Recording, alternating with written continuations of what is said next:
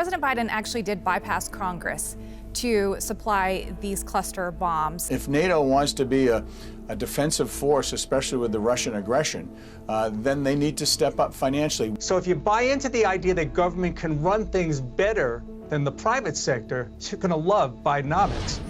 We begin overseas with President Biden in Europe, first in Great Britain, and then off to a crucial meeting at the NATO alliances in Lithuania. All eyes, of course, are on the war in nearby Ukraine. President Biden is fresh off a controversial decision to supply Ukraine with deadly cluster bombs to aid its counteroffensive against the Russian invaders. Joining us now is Centerpoint contributor Senator Scott Brown, the former U.S. ambassador to New Zealand. Senator, welcome to the show. It's good to have you back, sir. Thank you, Lindsay. Good to be on.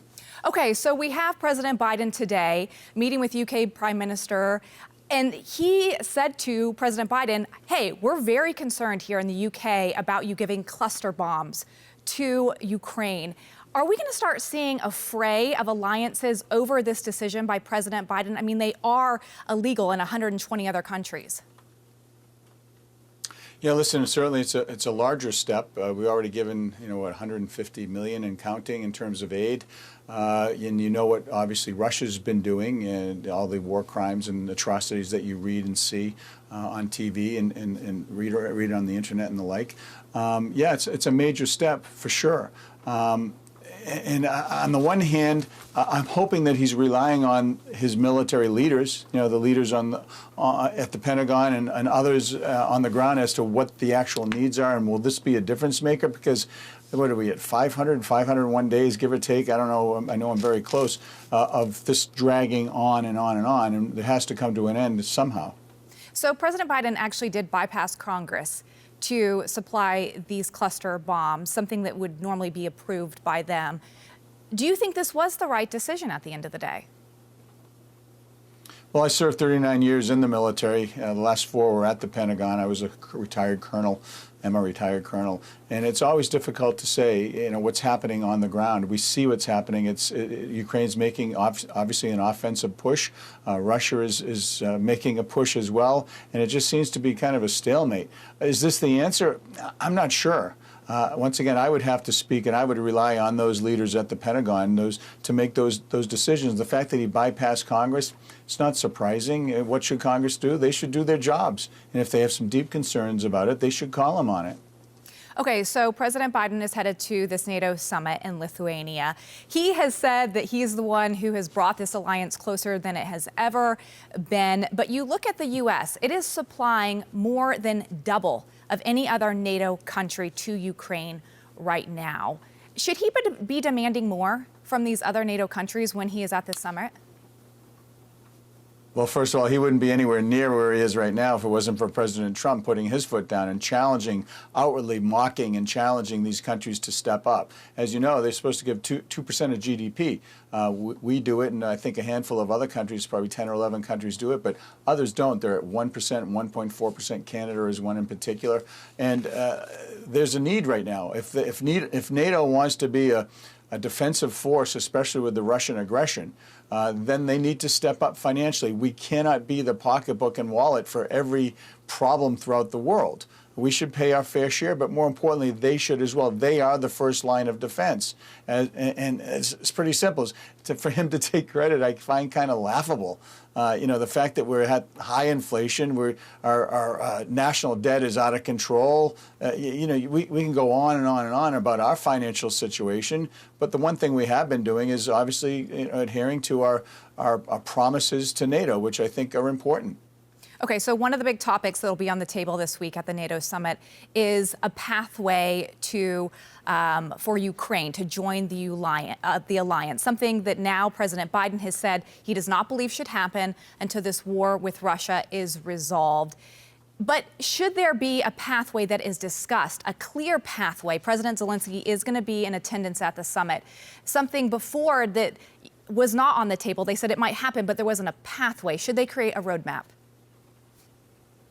Well, first of all, there are four things, as you know. Obviously, Ukraine is a big one, and that roadmap, whether they're going to allow him to move forward and be a member during a war situation, also stockpiling ammunitions and that sort of thing. Sweden, and then obviously the 2% issue that we already talked about. Those are probably the four major issues. And I've been thinking a lot about what President Biden said. You know, should we allow Ukraine to come in during a war? And I have to admit, I think I agree with him that we should not. Because obviously, I think it's Article 5. If in fact another country is being attacked, you know, and they're a full member, then we have the full obligation to come in and help. I think that we need to find a peaceful solution to what's happening, and once that's over, then we can look forward to a way to get Ukraine in. Obviously, you did it with Finland, but with Sweden coming in, Turkey's objecting to that because they want to be a member of the EU. So it's very complicated, politics as usual. But I think that Ukraine should have some type of assurances, hey, listen, when this is over, this is what you have to look forward to. And they may go and circumvent some of the economic and other challenges that NATO member nations are supposed to do, obviously because they've been in a war for over 500 days. So, you know, I don't think this thing's over. I'm glad he's going. I'm glad the president's going. I think it's important for him to show up, be cognizant of what's going on, be engaging, not be scolding, and trying to find solutions. You know, do your job. Be a leader. You're the leader of the United States of America. Just do your job. We're increasingly hearing the term Bidenomics to describe the current administration's economic policies.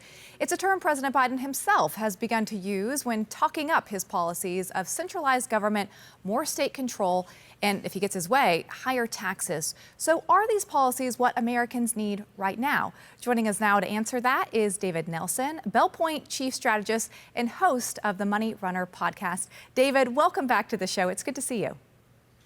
Thanks so much for having me. Okay, so some of those who are old enough to remember Reaganomics would remember lower taxes, less regulations. President Biden says, forget that. That's trickle-down economics. I want to build the middle class out, not have, you know, it coming from the top down. But that means higher taxes, more regulations. So what does that actually mean for the American people? There's probably a pretty big split, both between the administration, Main Street, and Wall Street.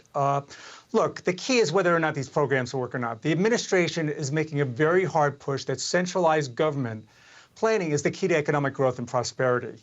So if you buy into the idea that government can run things better than the private sector, you're going to love Bidenomics. But really, this has been policy really for the last couple of years. They just finally came up with a name for it. You know, the interesting thing is President Biden, one of the things that he says is that building for this trickle-down economics, as he calls it, he says it hollowed out the middle class, but his plan would actually do the opposite. So is this a time for the middle class to rejoice, or how does it affect them? Some will probably rejoice, and they'll obviously, you know, the administration will get some support from his base. I think actually some of the progressive wing in the party will say that this doesn't even go far enough. But if government is going to run the economy, that means you need money.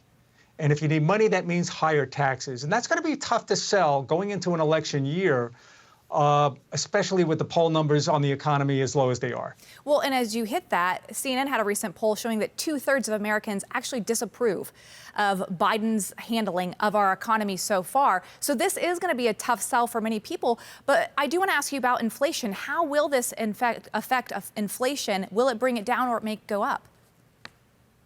It will likely push it higher, and it will force the Fed to push even harder than they are already. And that's really the split between Bidenomics and Wall Street.